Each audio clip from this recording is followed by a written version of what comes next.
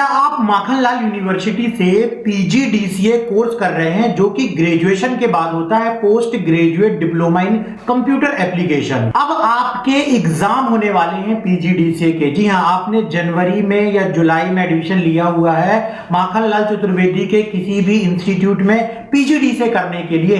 अब आपके एग्जाम होने वाले हैं। क्या आपको पीजीडीसीए का सिलेबस समझ में नहीं आ रहा है? अब आपके एग्जाम होने वाले हैं। हो सकता है आप रेगुलर इंस्टीट्यूट ना गए हो या आप गए भी हो इंस्टीट्यूट, लेकिन आपको प्रॉपर तरीके से सिलेबस जो है पीजीडीसीए का वो समझ में नहीं आ रहा है कि क्या प्रैक्टिकल उसमें दिया गया है, या आप प्रैक्टिकल कर रहे हैं लेकिन प्रैक्टिकल करने में आपको प्रॉब्लम आ रही है। जो सब्जेक्ट की थ्योरी दी गई है वो आपको समझने में दिक्कत आ रही है। आप पीजीडीसीए के पूरे प्रैक्टिकल को, थ्योरी को अच्छे से समझना चाहते हो। जी हां, आपका इंटरेस्ट इस बात पर है कि जो डिप्लोमा है वो तो मिल जाएगा, लेकिन यदि आपको पूरा थ्योरी का और प्रैक्टिकल का अच्छे से नॉलेज नहीं होगा तो आगे चल के आपको प्रॉब्लम हो सकती है। कहीं पर भी जब आप जॉब करने जाएंगे या आप आगे चल के इंटरव्यू देंगे, आपको वही विषय पूछा जाएगा जो आपने पीजीडीसीए में पढ़ाई की है। तो अब आपको वहां पर प्रॉब्लम ना हो, इसलिए आप पूरी थ्योरी को और प्रैक्टिकल को अच्छे तरीके से समझना चाहते हो, ताकि जब आप पीजीडीसीए के बाद कहीं जॉब करने जाओ तो आपको कोई प्रॉब्लम ना हो। इसी कारण से आप सारी चीजों को डिटेल में सीखना चाहते हो। इसके लिए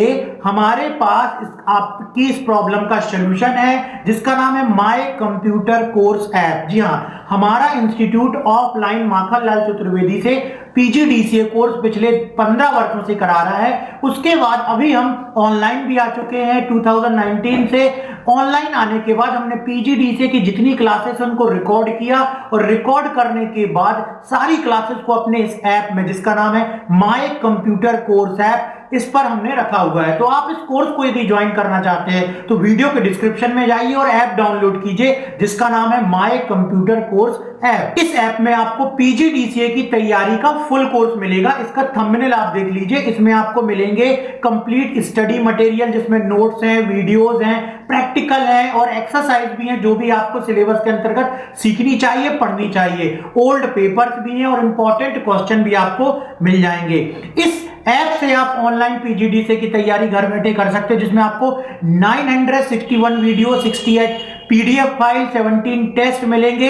इसमें आपको पढ़ाया जाएगा fundamental of computer, MS Office जिसके अंतर्गत वर्ड, एक्सेल, पावर पॉइंट सिखाया जाएगा, एमएस एक्सेस सब्जेक्ट है, फंडामेंटल ऑफ मल्टीमीडिया सब्जेक्ट है, internet and web page designing subject है, IT trend and technology subject है, फाइनेंशियल अकाउंटिंग विद टैली है, मल्टीमीडिया विद कोरल ड्रा है। ये सारे सब्जेक्ट्स आपको पूरी इसकी थ्योरी पढ़ाई जाएगी।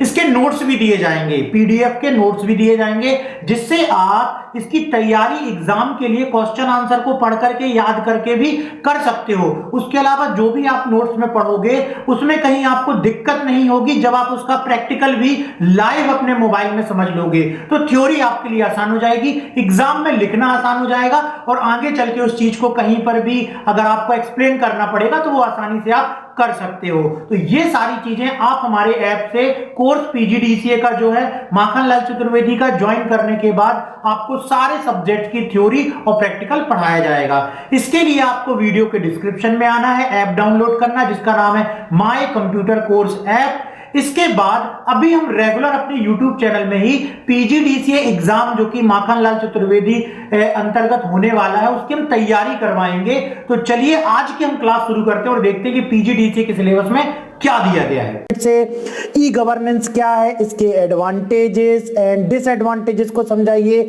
ई गवर्नेंस का अर्थ है इलेक्ट्रॉनिक गवर्नेंस। यदि गवर्नेंस का अर्थ है शासन करना, यदि सरकार इंटरनेट के माध्यम से, कंप्यूटर के माध्यम से, इंफॉर्मेशन टेक्नोलॉजी के माध्यम से अपनी योजनाओं को जनता तक पहुंचाती है तो इसको बोलते हैं ई गवर्नेंस। आज हमारे भारतवर्ष में भी जो सरकार है उसकी तकनीक ही यह है, उसकी सोच ये है कि जो नागरिक हैं वो टोटल डिजिटली लिटरेट हो जाएं। वो जो भी चीजें योजना का लाभ उठा रहे हैं उसके लिए वो डिजिटल प्लेटफॉर्म का इस्तेमाल करें, जिसके कारण की ट्रांसपेरेंसी ट्रांसपेरेंसी होती है, भ्रष्टाचार कम होता है और तेजी से वो योजनाएं नागरिकों तक पहुंच पाती हैं। तो इस प्रकार से किसी भी योजना को जनता तक पहुंचाने के लिए यदि इंटरनेट और टेक्नोलॉजी का इस्तेमाल किया जाता है उसे बोलते हैं ई गवर्नेंस। यहां पर हम आपको सभी इंपॉर्टेंट क्वेश्चन के शॉर्टकट में आंसर भी बतलाने वाले हैं, ताकि आप यदि तेजी से आप तैयारी करना चाहते हैं, आपके पास समय नहीं है, तो ये वीडियो देख करके भी आप पूरे सब्जेक्ट के हर एक टॉपिक की तैयारी कर पाएंगे। लेकिन यदि आप डिटेल में जाना चाहते हैं, जो कि बहुत अच्छी बात है, डिटेल में जाएंगे, अच्छे से समझेंगे, अच्छे परसेंटेज बनेंगे, तो उसके लिए वीडियो के डिस्क्रिप्शन में जाकर के चेक कीजिए कि किस तरीके से ऐसा होगा। इसके एडवांटेज डिसएडवांटेज क्या होंगे ई कॉमर्स, ई गवर्नेंस के? एडवांटेज तो सबसे बड़ा ये है कि यहां पर ट्रांसपेरेंसी आ जाती है, करप्शन खत्म हो जाता है। यदि हमको किसी चीज के लिए अप्लाई करना है, कोई योजना का लाभ उठाना है, तो पहले क्या होता था कि सरकारी ऑफिस के चक्कर काटने पड़ते थे, जिसमें जो ऑफिसर है वो कई बार भ्रष्टाचार से लिप्त होकर के आपसे पैसे की भी मांग कर सकता था। लेकिन अब वो फाइल घर बैठे मोबाइल, लैपटॉप, आपके मोबाइल से ही आप सबमिट कर पा रहे हैं, तो भ्रष्टाचार खत्म हो रहा है और नागरिकों को फायदा हो रहा है। डिसएडवांटेज क्या है? डिसएडवांटेज सबसे बड़ा ये है कि यहां पर लोगों का डिजिटल साक्षर होना बहुत जरूरी है। लोगों को कंप्यूटर ऑपरेट करते, लैपटॉप चलाते, मोबाइल चलाते बनना चाहिए, जो कि आज इंडिया में अभी तक भी कम है। तो ये इसके एक डिसएडवांटेज और एक एडवांटेज बतलाया हमने। तो ये था ई गवर्नेंस के बारे में। नेक्स्ट क्वेश्चन, पीपीपी मॉडल क्या है? Public private partnership. इसका अर्थ ये होता है कि यहां पर सरकार जो है अपने बड़े बड़े प्रोजेक्ट्स को क्या करती है कि डायरेक्ट वो खुद ना बना करके उसको किसी प्राइवेट कंपनी को सौंप देती है। जैसे हाईवे बनाना है, कोई बड़ा सा पुल बनाना है, कोई डैम बनाना है, उससे फायदा ये होता है कि प्राइवेट कंपनी उस काम को समय सीमा पर पूरा कर देती है और उसकी क्वालिटी और गुणवत्ता भी अच्छी होती है। तो इसको बोलते हैं पीपीपी मॉडल। नेक्स्ट क्वेश्चन है, डिजिटल लॉकर को कैसे उपयोग किया जाता है समझाइए। तो ये क्वेश्चन प्रैक्टिकल समझने का है, फिर भी थ्योरीज की बतला देते हैं। डिजिटल लॉकर भी इंडियन गवर्नमेंट की एक योजना ही आप कह सकते हैं, या एक तकनीक, एक वेबसाइट है, जिसके अंतर्गत की किसी भी प्रकार के योजना में या जॉब के लिए अप्लाई करने के लिए पेपर को यूज करने के तरीके को खत्म करने के लिए डिजिटल लॉकर का इस्तेमाल किया गया। यहां पर आप अपने डॉक्यूमेंट्स को ऑनलाइन स्टोर करके रख सकते हैं, जिसे सबसे पहले वेरीफाई किया जाता है। उसके बाद आप उस ऑनलाइन डॉक्यूमेंट का इस्तेमाल केवल एक आईडी दिखा करके, एक आईडी शेयर करके और पूरे डॉक्यूमेंट एक बार में शेयर कर सकते हैं। तो इससे क्या परेशानी कम हो गई? इससे अटेस्टेड नहीं करवाना पड़ रहा है।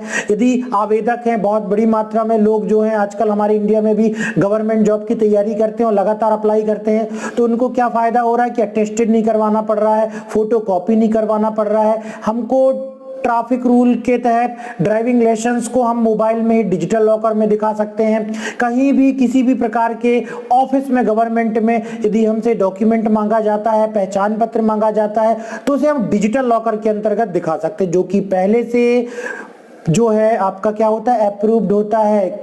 उसमें सारी चीजें पहले से ही आधार कार्ड के माध्यम से चेक की जा चुकी होती हैं, तो उसे क्या बोलते हैं, डिजिटल लॉकर। नेक्स्ट क्वेश्चन क्या है, साइबर क्राइम क्या है या कितने प्रकार के होते हैं? तो साइबर क्राइम का शॉर्टकट में हम बतलाते हैं, इंटरनेट के द्वारा किया गया क्राइम साइबर क्राइम कहलाता है। जैसे किसी को धमकी भरे ईमेल भेज करके उसे ब्लैकमेल करके पैसे की मांग करना, किसी के कंप्यूटर को हैक कर लेना, किसी के कंप्यूटर से डेटा चुरा लेना, किसी के कंप्यूटर में वायरस भेज करके उसके कंप्यूटर को खत्म कर देना, खराब कर देना। तो इस प्रकार से साइबर क्राइम, इंटरनेट के माध्यम से किए गया क्राइम क्या कहलाता है, साइबर क्राइम कहलाता है। और भी डिटेल में जानना है तो वीडियो के डिस्क्रिप्शन में जाइए और वहां जाकर के चेक कीजिए कि किस प्रकार से आप डिटेल में इन वीडियोस को जो है डिटेल में इसके आंसर देख सकते हैं। तो यहां पर एक चीज आपको हम बतलाने जा रहे हैं, एक वीडियो देखिए अभी जो प्ले होने वाला है। इस वीडियो में आपको वो पूरा तरीका भी बतलाया गया है कि किस प्रकार से आप अपने मोबाइल में उन वीडियोस को देख सकते हैं। तो जरा वीडियो को देखिए, फिर हम आपको सेकेंड यूनिट से और आगे बतलाते हैं। वीडियो के डिस्क्रिप्शन में जैसे सेकेंड के अंतर्गत क्वेश्चन है, ई कॉमर्स क्या है, इसके एडवांटेज और डिसएडवांटेज को समझाइए। ई कॉमर्स का अर्थ होता है इलेक्ट्रॉनिक कॉमर्स, जहां पर कि इंटरनेट के माध्यम से जिनसे व्यवसाय किया जाता है, लोगों तक, कस्टमर तक पहुंचा जाता है, उन तक प्रोडक्ट पहुंचाया जाता है, उसे बोलते हैं ई कॉमर्स। अमेजॉन इसका सबसे बड़ा उदाहरण, एक ऐसी वेबसाइट है जहां पर प्रोडक्ट हम ऑनलाइन घर बैठे मंगा सकते हैं।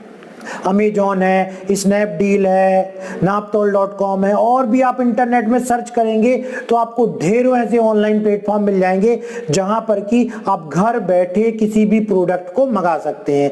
तो इस प्रकार का बिजनेस कहलाता है ई कॉमर्स, जहां पर कि आपका इंटरनेट इन्वॉल्व है, टेक्नोलॉजी इन्वॉल्व है, लैपटॉप, कंप्यूटर, मोबाइल ये इन्वॉल्व है, तो इसे बोलते हैं ई कॉमर्स। इसके एडवांटेज क्या है? एडवांटेज तो सबसे बड़ा ये है कि हमको बाहर जाने की जरूरत नहीं है, और यदि बिजनेस के पॉइंट ऑफ व्यू से इसका एडवांटेज सोचेंगे तो हमारा जो ग्राहक है वो एक छोटे क्षेत्र में सीमित नहीं रह जाता। हम अपनी दुकान ऑनलाइन खोल करके और पूरे वर्ल्ड में हमारे कस्टमर जो है बन सकते हैं, और पूरे वर्ल्ड में हम अपने प्रोडक्ट को सेल कर सकते हैं। तो दोनों तरफ से इसके एडवांटेज है। डिसएडवांटेज क्या है? डिसएडवांटेज इसका सबसे बड़ा ये है कि आज भी लोग इंटरनेट के माध्यम से जो है चीजें खरीदने में डरते हैं, और इसका एक कस्टमर के पॉइंट ऑफ व्यू से डिसएडवांटेज हो गया कि वो नहीं खरीदना चाहता। लेकिन बिजनेस के पॉइंट ऑफ व्यू से एक और ये भी है कि आज लोग इंटरनेट और ई कॉमर्स के नाम पर धोखाधड़ी भी बहुत कर रहे हैं, तो कस्टमर इनसे डर रहा है और उसकी बहुत ज्यादा उसको लॉस भी हो रहा है। तो इसके कुछ डिसएडवांटेज भी होते हैं। तो ये था ई कॉमर्स क्या है, उसके एडवांटेज और डिसएडवांटेज के बारे में। ई कॉमर्स की तकनीक को समझाइए। जी हाँ, टेक्नोलॉजी क्या होती है? इस पर एक वेबसाइट होती है, यूजर जाता है, सारे प्रोडक्ट को देखता है, कलर पसंद करता है, साइज पसंद करता है, उसके बाद वो पेमेंट करता है। पेमेंट वो दो तरीके से उस प्रोडक्ट को मंगा सकता है। एक होता है सीओडी, कैश ऑन डिलीवरी, मतलब जब प्रोडक्ट आएगा तब वो कैश देगा, या होता है नेट बैंकिंग से, या तो होता है एटीएम कार्ड से, डेबिट कार्ड से, या तो होता है क्रेडिट कार्ड से, या और भी बहुत सारे पेमेंट के ऑप्शन दिए होते हैं। जैसे ही पेमेंट होती है, एक ईमेल आ जाता है कस्टमर के पास जिसने वो प्रोडक्ट मंगाया है कि आपने ये प्रोडक्ट जो है मंगाया हुआ है Amazon.com से, ये इतने दिन में पहुंचेगा, आपके ट्रांजैक्शन आईडी ये है, इतने अमाउंट आपने पेमेंट की हुई है। और एक जाता है किसके पास? जो इसका सेलर है उसके पास ईमेल जाता है कि इस कस्टमर ने इस एड्रेस पे, इस पिन कोड पे, इस मोबाइल नंबर के माध्यम से, इस ईमेल से इस प्रोडक्ट को जो है मंगाया है। तो वो वहां से उस प्रोडक्ट को पैक करता है और अमेजन की सर्विस के द्वारा उसको सेल कर देता है। जैसे ही पेमेंट होती है तो उसका कुछ भाग जो है सेलर को चला जाता है और कुछ कमीशन जो है वो अमेजन कंपनी को चला जाता है। तो यहां पर ये तकनीक में हमको ये सब बतलाना है कि किस प्रकार से ई कॉमर्स काम करता है। नेक्स्ट है ई कॉमर्स के बेनिफिट्स क्या हैं तथा इसका मार्केट में क्या प्रभाव है। ई कॉमर्स के बहुत सारे बेनिफिट्स हैं। 24 आवर्स हमको शॉप खोलने की जरूरत नहीं है, लेकिन हमारी सेलिंग 24 आवर्स चालू है, एक बेनिफिट हो गया। यहां पर हमको बहुत सारे कर्मचारियों को लगाने की जरूरत नहीं है, दुकान में सारा सामान इकट्ठा करने की जरूरत नहीं है, हमको अलग अलग प्राइस से रिलेटेड, साइज से रिलेटेड चीजों को इकट्ठा करने की जरूरत नहीं है। बस एक वेबसाइट में ऑर्डर आया, हमने उसके रिटेलर से या होलसेल से जाके सामान खरीदा और वहां पर जाकर के कस्टमर को भेज दिया। इसके बेनिफिट है। इसका मार्केट में क्या प्रभाव पड़ता है? मार्केट में यह प्रभाव पड़ता है जो रिटेलर हैं, जिन्होंने छोटी छोटी दुकान खोली हुई है, अब उनकी दुकानों में ऑनलाइन के कारण कमी आने लगी है। हर छोटी सी छोटी चीज भी लोग घर बैठे ऑनलाइन मंगाते हैं।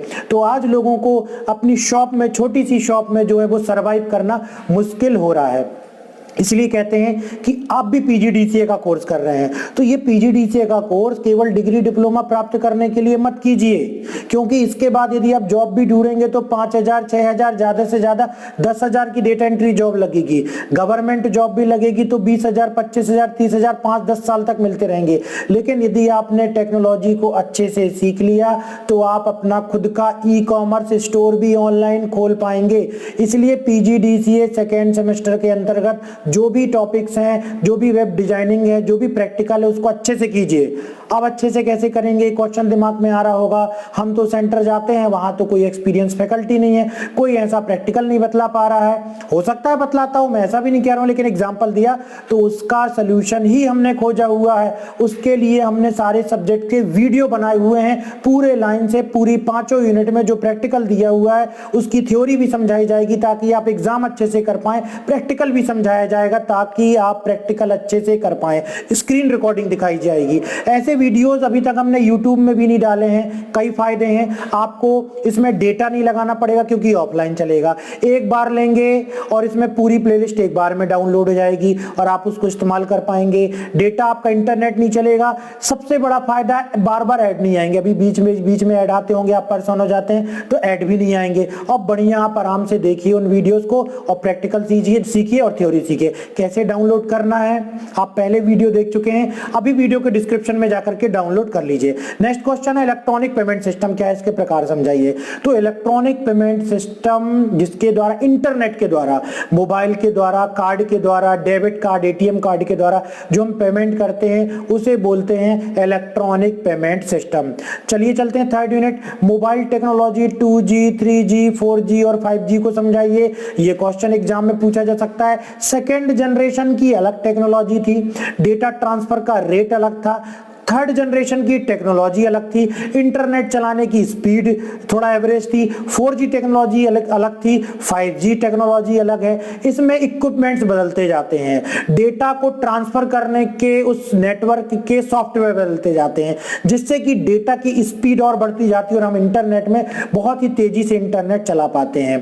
तो ये टेक्नोलॉजी है मोबाइल टेक्नोलॉजी, इसके बारे में डिटेल में थ्योरी में दी गई है, नोट्स में भी दिए गए हैं। नेक्स्ट क्वेश्चन, IMEI तकनीक की व्याख्या कीजिए। मोबाइल में एक यूनिक कोड होता है जिसके द्वारा उस मोबाइल को आइडेंटिफाई किया जा सकता है। उसको कहीं भी हम अगर सेल खो जाता है, यदि किसी मोबाइल के द्वारा क्राइम हो जाता है, तो उस नंबर के द्वारा उस मोबाइल को हम ट्रैक कर सकते हैं, उसे बोलते हैं IMEI नंबर। नेक्स्ट क्वेश्चन है एडहॉक एंड सेंसर नेटवर्क से आप क्या समझते हैं। ये भी एक पर्टिकुलर क्षेत्र में बनाया जाने वाला नेटवर्क है जिसे एडहॉक या सेंसर नेटवर्क कहा जाता है। नेक्स्ट फोर्थ यूनिट में देखते हैं, इसके पहले GIS तथा ISPA टेक्नोलॉजी को समझाइए।